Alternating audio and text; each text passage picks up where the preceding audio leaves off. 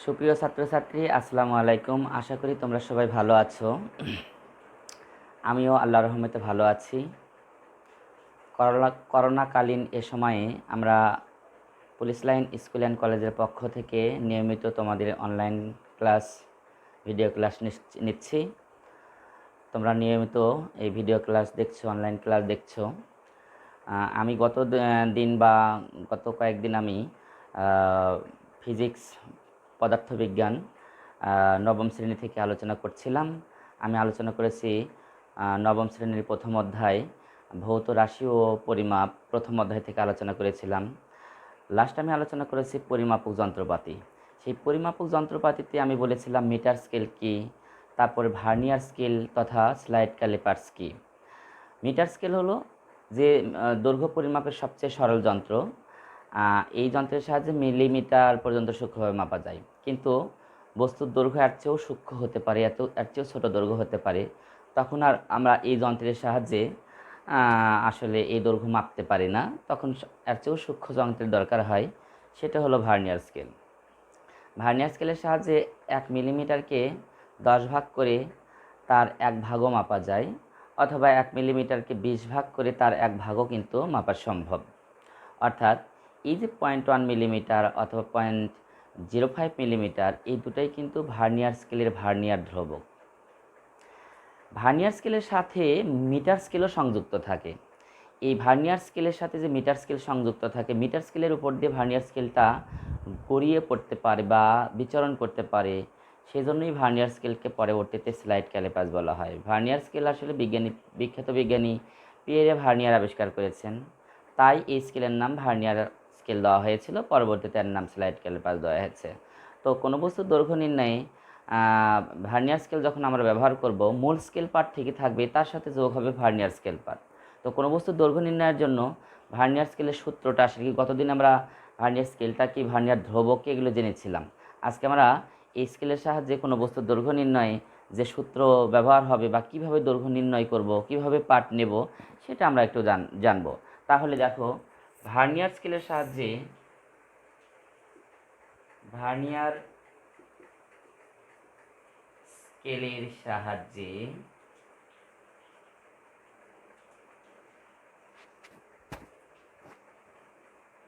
কোনো বস্তুর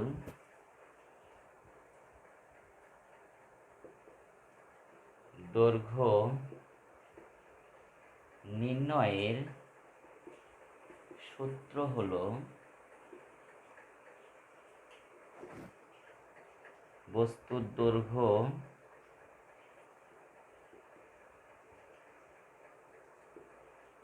L = m + v গুণন vc। এখানে এলটাই হলো বস্তুর দৈর্ঘ্য, এমটা হলো মূল স্কেল পার্ট। এমটা আসলে কি, মূল স্কেল পার্ট। আর ভিটা কি, ভার্নিয়ার সমপাতন। ভার্নিয়ার সমপাতন। আর ভিসিটা কি, ভার্নিয়ার কনস্ট্যান্ট, মানে হলো ভার্নিয়ার ধ্রুবক।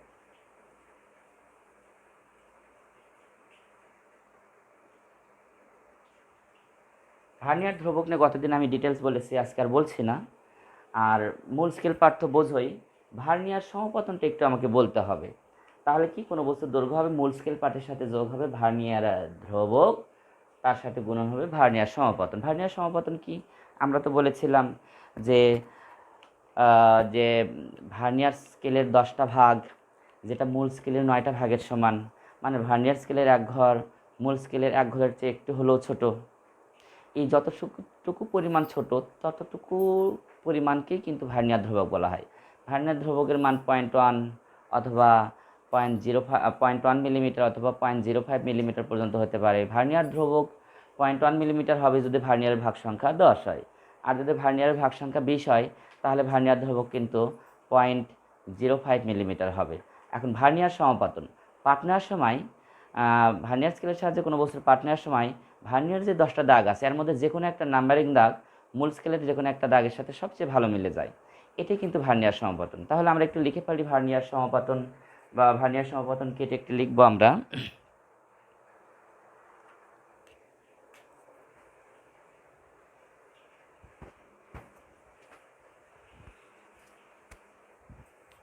ভার্নিয়ার সমাপতন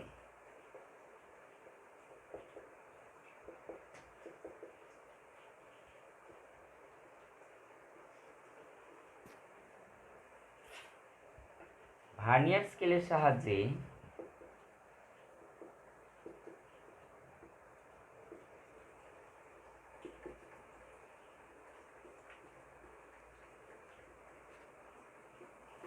কোনো বস্তুর দৈর্ঘ্য নির্ণয়ের সময়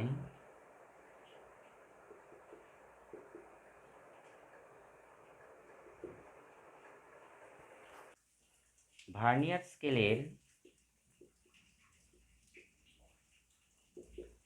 যে কোনো একটি নাম্বারিং দাগ মূল স্কেলের যে কোনো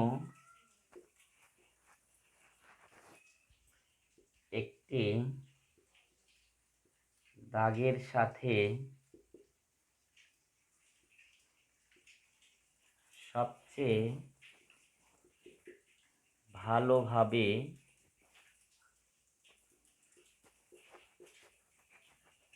মিলে যায় বা উপরিপাতিত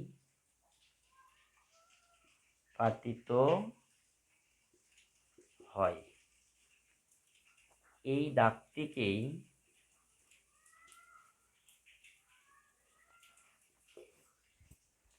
ভার্নিয়ার সমাপতন বলে।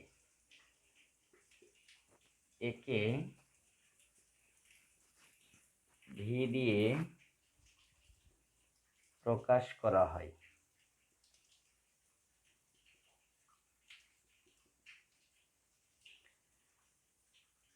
এর কোনো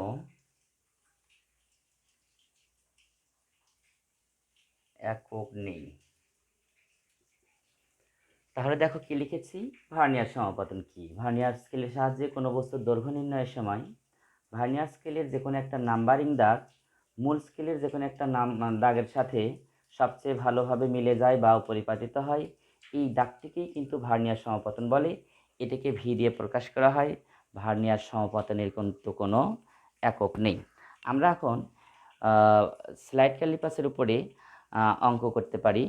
আমরা যে সূত্রটা জানলাম L equal to M plus V গুণন ভিসি, এই সূত্র দিয়ে কীভাবে অঙ্ক হয় দেখো।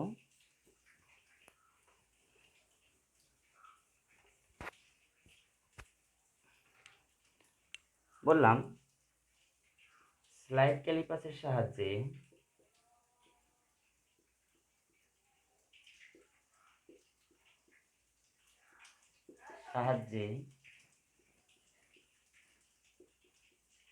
কোনো বস্তুর দৈর্ঘ্য নির্ণয়ে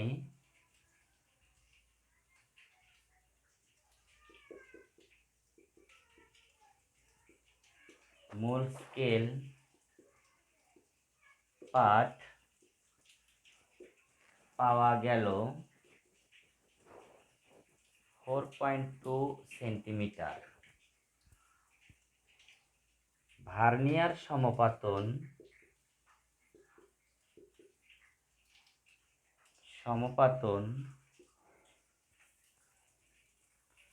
6 এবং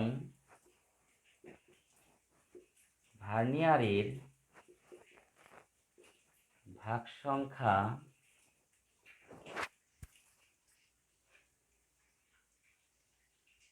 10 হলে বস্তুটির দৈর্ঘ্য কত? তাহলে দেখো কোন সূত্রের অঙ্ক হবে, যে আমরা জানি বা আমরা পাই বস্তুর দৈর্ঘ্য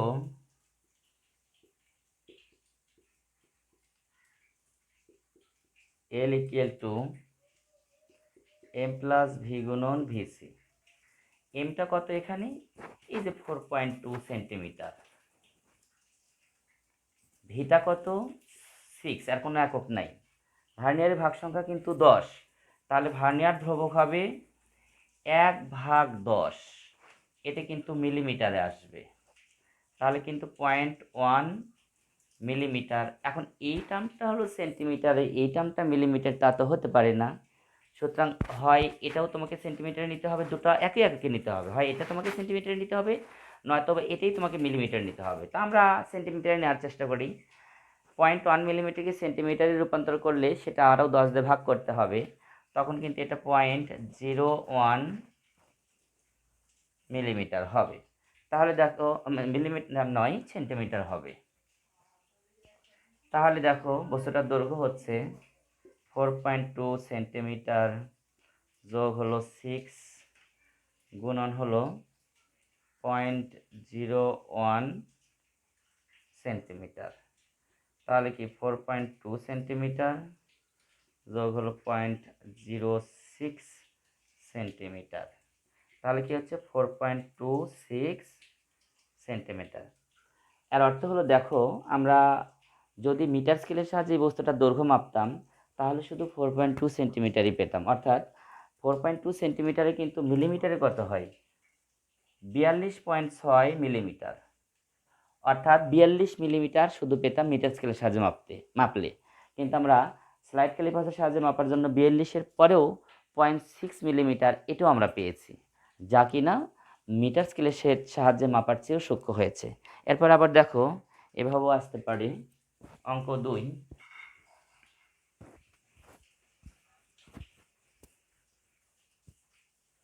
ধরে নাও আমি একটা গোলক নিলাম, একটা গোলকের আয়তন নির্ণয় করতে চাই, গোলকের ব্যাস নির্ণয় করতে চাই, গোলকের ব্যাসার্ধ নির্ণয় করতে চাই, গোলকের পৃষ্ঠের ক্ষেত্রফল নির্ণয় করতে চাই। গোলকের পৃষ্ঠের ক্ষেত্রফল নির্ণয় সূত্র 4πr²। গোলকের পৃষ্ঠের ক্ষেত্রফল নির্ণয় সূত্র কি 4πr²। গোলকের আয়তন নির্ণয় সূত্র কি 4/3πr³। আর গোলকের ব্যাস তো হলো ডি, গোলকের ব্যাসার্ধ হলো আর। যদি গোলকের ব্যাসার্ধ পাওয়া যায় ব্যাস হবে তার দ্বিগুণ, অথবা ব্যাস যদি পাওয়া যায় ব্যাসার্ধ হবে তার অর্ধেক। তো আমরা কোনো গোলক যদি স্লাইড ক্যালিপাসের সেট করি তাহলে তার অ্যাকচুয়ালি ব্যাসটা পাওয়া যাবে সরাসরি, তাকে 2 দিয়ে ভাগ করলে ব্যাসার্ধ পাওয়া যাবে। সেখান থেকে সূত্রের সাহায্যে কিন্তু গোলকের ক্ষেত্রফল বা গোলকের আয়তন সব পাওয়া যাবে। দেখো আমরা একটা অঙ্ক দেখতেছি যে কোনো গোলকের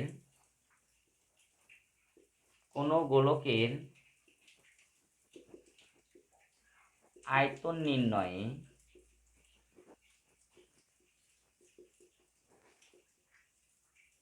স্লাইড ক্যালিপার্স ব্যবহার করায়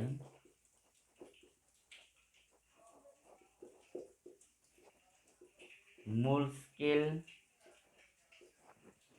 পাঠ পাওয়া গেল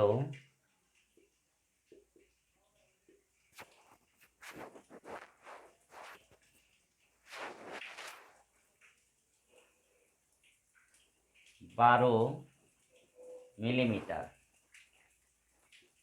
ভার্নিয়ার সমপাতন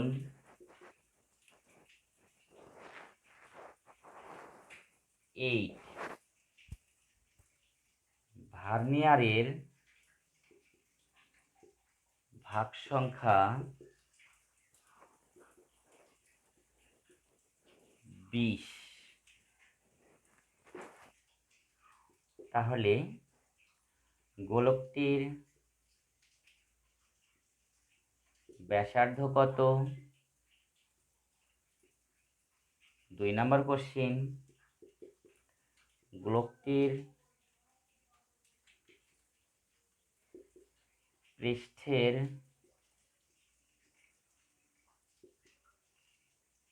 ক্ষেত্রফল কত? 3 নম্বর। গোলকটির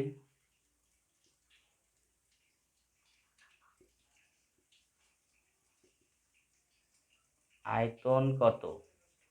তাহলে দেখো, আমরা পার্ট নিচ্ছি একটা, অথচ কোশ্চেন করলাম তিনটা। আসলে একটা পার্ট থেকে সবই বের করা যাবে, তবে হ্যাঁ, আমরা উদ্দেশ্য করেছি গোলকটার আয়তন নির্ণয় করা, কিন্তু আসলে সরাসরি কিন্তু আয়তন পাওয়া যাবে না।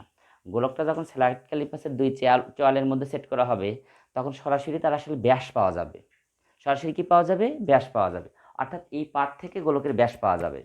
সেই ব্যাসকে দুই দিয়ে ভাগ করলে ব্যাসার্ধ পাওয়া যাবে, সূত্র দিয়ে ক্ষেত্রফল পাওয়া যাবে, এবং সূত্র দিয়ে কিন্তু আয়তন নির্ণয় করা যাবে। এর অর্থ হলো আমরা গোলকের পৃষ্ঠের ক্ষেত্রফল এবং আয়তন নির্ণয়ের সূত্রও কিন্তু এখানে জেনে যাব বা শিখে যাব। তাহলে আমরা করি 1 নাম্বার, অ্যান্সার করি 1 থেকে শুরু। গোলকটির ব্যাস প্রথমে পাওয়া যাবে, D equal to M plus V গুণন ভিসি। এখানে এমটা কিন্তু এই 12 মিলিমিটার, ভিটা কি? ভিটা হলো ভার্নিয়ার সমাপাতন, এতে কিন্তু 8 দেওয়া আছে। আর ভার্নিয়ার ধ্রুবক, এখানে কিন্তু ভার্নিয়ারের ভাগ সংখ্যা 20 দেওয়া আছে।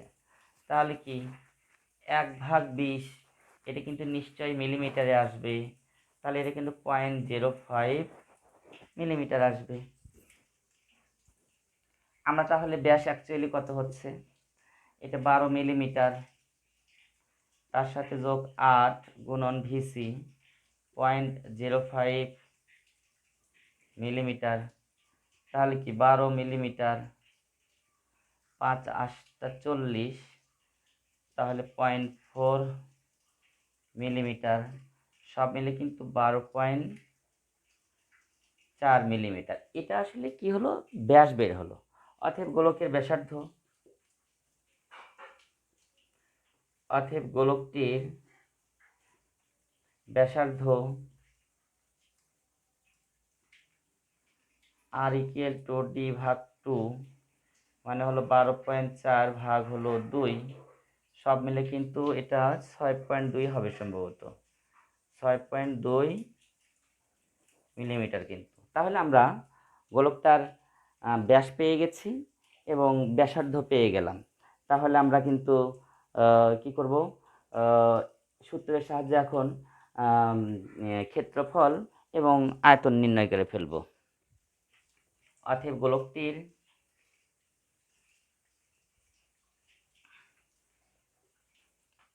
গোলকটির প্রস্থচ্ছেদের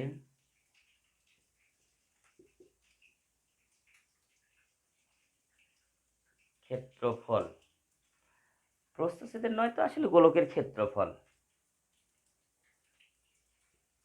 a equal to 4 pi R square. প্রস্থচ্ছেদ বলা যাবে না, গোলকের ক্ষেত্রফল, পৃষ্ঠের ক্ষেত্রফল, এটা বলে ভালো হবে। 4 পাই আর স্কোয়ার, তাহলে 4 ইন্টু 3.1416, আর এর মান কিন্তু আসলে পেয়েছি হলো 6.2। তাহলে এটা একটু স্কোয়ার করে দেখো আমরা কত পাচ্ছি। তোমরা দেখো, 4 ইন্টু 3.1416 গুণন হচ্ছে হলো 6.2 ইন্টু হলো 6.2, এটা আসলে 483.05, এটা কিন্তু আসলে মিলিমিটার স্কোয়ার। আমরা মিলিমিটার স্কোয়ারে রেখে দিলাম, ইচ্ছে করলে সেন্টিমিটার স্কোয়ার বা মিটার স্কোয়ারে কিন্তু রূপান্তর করতে পারবো। এরপর তাহলে দেখো, অতএব গোলকটির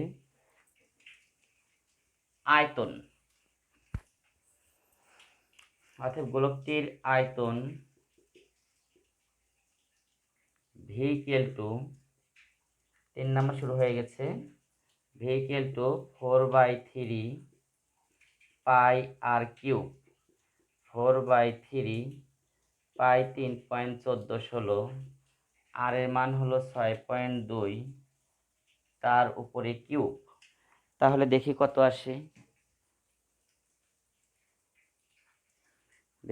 আসে, তাহলে 4 ইন্টু 3.1416 ইন্টু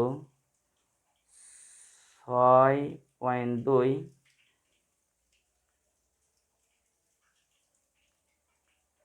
কিউব করলাম, ভাগ হলো 3, 998.3 মিলিমিটার কিউব, 998.3 মিলিমিটার কিউব। তাহলে দেখো আমরা আয়তন পেলাম 998.3 মিলিমিটার কিউব। তাহলে ঠিক আছে ছাত্রছাত্রী, আমরা স্লাইড ক্যালিপাসের ব্যবহার জানলাম, সূত্রের সাহায্যে অঙ্ক করা শিখলাম। আমরা সামনের দিন স্ক্রু গজ নিয়ে আলোচনা করব।